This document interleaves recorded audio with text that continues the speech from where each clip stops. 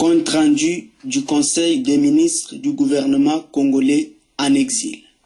La réunion hebdomadaire du Conseil national de transition, CNT, gouvernement congolais en exil, s'est tenue ce samedi 1er juin 2013 sous la direction du Premier ministre de la RDC libre, Madame Myriam Boulo Sengi.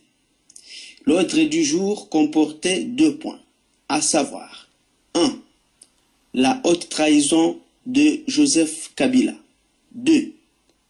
La mise en place des représentants spéciaux de la RDC dans les capitales étrangères.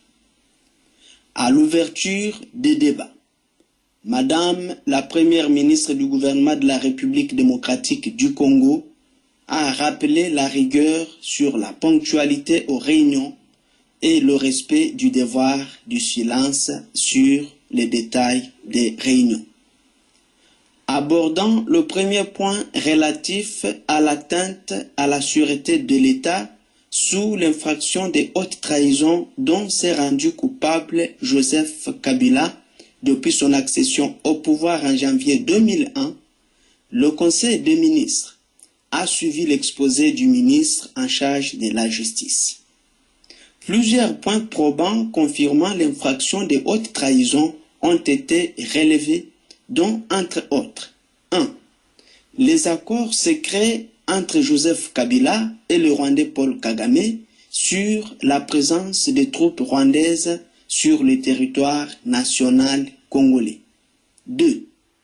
Les transferts des fonds du contribuable congolais entre Joseph Kabila et les autorités rwandaises en vue d'exciter le CNDP, actuel M23, à commettre le plus possible de meurtres en vue de dépeupler la partie est de la République démocratique du Congo. 3.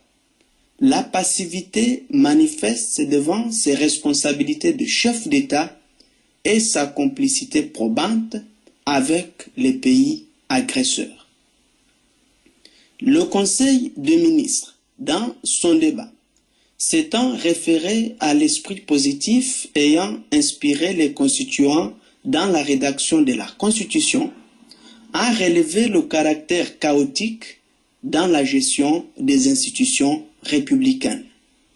Cette gestion est due à une complicité criminelle entre la présidence de la République, le Sénat, l'Assemblée nationale, les cours et tribunaux, ainsi que les médias et services de sécurité nationale.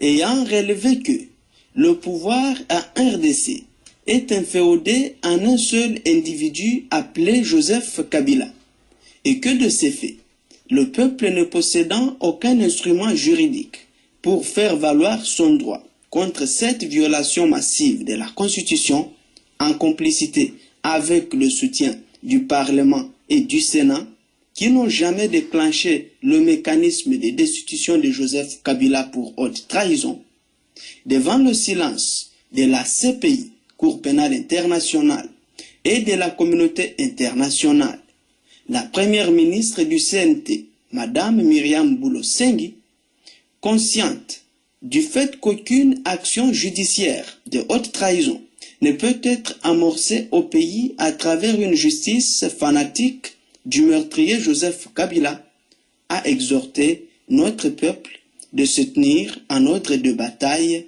pour faire échec à ce groupe d'individus qui exercent le pouvoir par défi en violation des dispositions de la Constitution.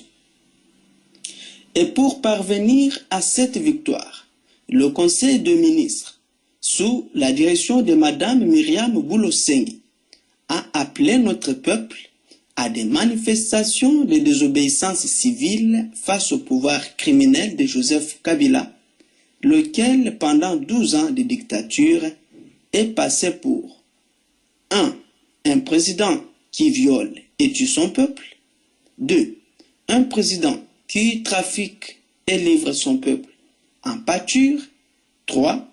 Un président qui ne protège ni la souveraineté du pays, ni celle de son peuple, ni celle de son sol et sous-sol, ni celle de ses limites territoriales.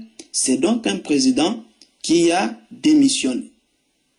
Concernant le deuxième point, relatif à la mise en place des représentants spéciaux dans les capitales étrangères, le Conseil des ministres, ayant analysé les candidatures des représentants proposées par le ministre des Affaires étrangères, a décidé de renvoyer cette question pour complément d'information. La durée de la réunion était de 3h30, faite à Bruxelles, en exil, le 1er juin 2013. Je vous remercie.